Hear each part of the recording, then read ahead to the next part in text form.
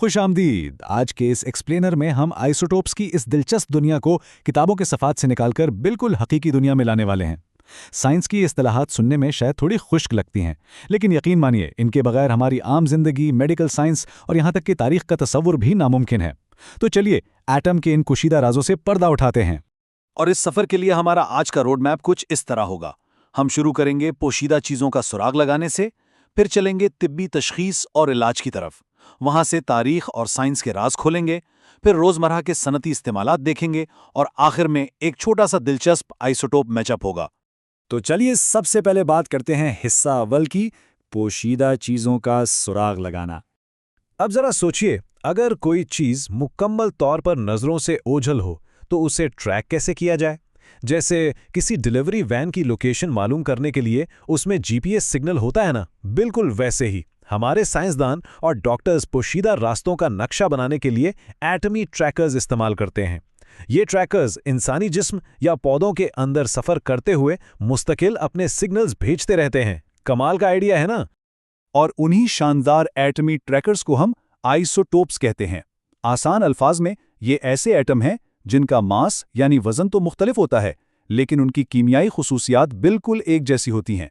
इसका फायदा क्या है? हमारा जिस्म या कोई भी केमिकल सिस्टम उन्हें एक आम एटम ही समझता है और मुस्तरद नहीं करता, लेकिन उनके अलग वजन की वजह से हम उन्हें बाआसानी पहचान लेते हैं। यहाँ एक बहुत दिलचस्प फर्क समझना जरूरी है।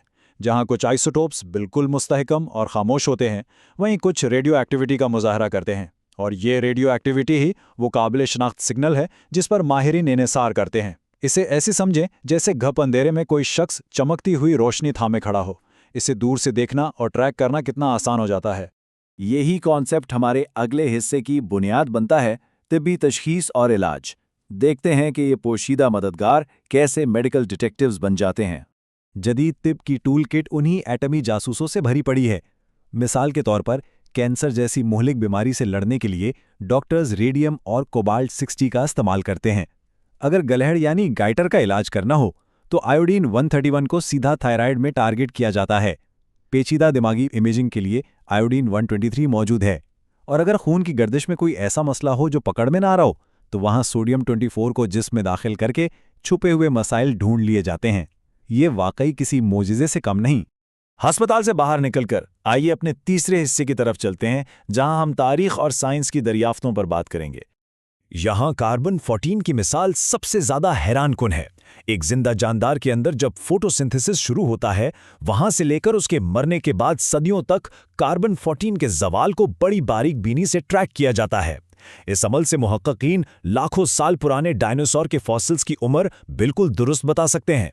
सोचिए, ये एक ऐसी कुदरती एटॉमिक घड़ी है जो हर जानदार के अंदर मौजूद है और वक्त गुजरने के साथ साथ टिक टिक कर रही है। और सिर्फ यही नहीं, साइंसी तहकीक में इन भारी आइसोटोप्स पर बहुत ज़्यादा इन्हिसार किया जाता है। चाहे वो ड्यूटेरियम हो, भारी कार्बन 13, नाइट्रोजन 15, ऑक्सीजन 18 या फिर भारी आयोडीन 131। ये सब के सब बुनियादी ट्रेस अनासर के तौर पर काम आते हैं, जिनकी मदद से हम बड़े बड़े साइंसी और कीमियाई राजों से पर्दा उठाते हैं। चलिए अब लेबॉरेटरीज से निकलकर इसे अपनी अमली ज़िंदगी से जोड़ते हैं। हमारे चौथे हिस्से में रोज़मर्रा के सनती इस्तेमालात। आपको शायद अंदाज़ा भी ना हो कि ये एटमी मुहाफ़िज़ हमारी रोज़मर्रा ज़िंदगियों से कितना गहरा जुड़े हुए हैं। हमारी छतों पर लगे स्मोक डिटेक्टर्स में अमरीशियम 241 एक मुस्तैद गार्ड की तरह खड़ा धुएं का सुराख लगा रहा होता है, और दूसरी तरफ इतने बड़े पैमाने पर जब सड़कें बनती हैं तो वहाँ कैलिफोर्नियम 252 मिट्टी की नमी को नापने का काम बड़ी महारत से सरंजाम देता है। छत के अलार्म से लेकर हेवी कंस्ट्रक्शन तक इनका इस्तेमाल कितना वर्सटाइल है। और अब वक्त है इस तमाम मालूमात को टेस्ट करने का।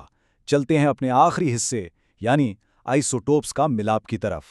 जवाबात स्क्रीन पर देखने से पहले जरा अपने जहन पर जोर डालिए और इन तीन नामों आयोडीन 131, कार्बन 14 और अमेरिशियम 241 को इनके असली कामों से मिलाने की कोशिश कीजिए। कौन सा स्मोक डिटेक्टर्स में था, कौन सा गुलड़ का इलाज कर रहा था और कौन सा पुराने फॉसिल्स की उम्र बता रहा था। तो ये रहे दुरुस्त जवाबात। आयोडीन 131 बिल्कुल परफेक्ट है थायराइड के इलाज के लिए। कार्बन 14 की मदद से हम पुराने फॉसिल्स की उम्र दरियाफ्त करते हैं और अमरीशियम 241 हमारे स्मोक डिटेक्टर्स को ऑन रखता है। ये छोटी सी फहरिस्त दरअसल इंसानी जहानत का एक अजीम शाकार है कि हमने एटम जैसी छोटी सी चीज से इतने बड़े काम ले लिए हैं। इस एक्सप्लेनर को खत्म करते हुए एक इंतहाई गहरे सवाल पर गौर जरूर कीजिए। हमारे इर्द गिर्द ऐसा और कितना पोशीदा एटमी ढांचा होगा जो इस मॉडर्न दुनिया को चला रहा है, बचा रहा है और एडवांस कर रहा है। ये आइसोटोप्स तो सिर्फ कहानी का आगाज है। क्या पता कल कौन सा नया आइसोटोप किसी ऐसी अजीम टेक्नोलॉजी की बुनियाद रख दे जिसका हमने अभी तसव्वुर भी नहीं किया। तब तक के लिए इस पर सोचते रहिए।